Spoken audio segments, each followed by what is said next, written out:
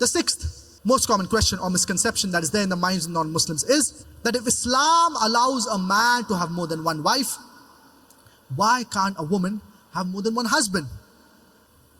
Allah subhanahu wa ta'ala says in the glorious Quran, in Surah An-Nisa chapter number 4 verse number 24, وَالْمُحْسَنَاتُ مِنْ النِّسَاءِ, that the woman who is already married, it is prohibited to marry her.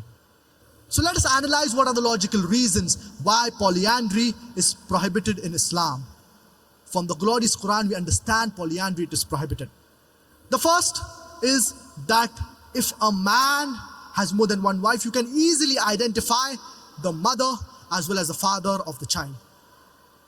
But if a woman has more than one husband and if a child is born, then you will be able to identify the mother, but it would be difficult to identify the father. And if you happen to admit the child in school, and when they ask what is the name of the father of the child, you may have to give two names.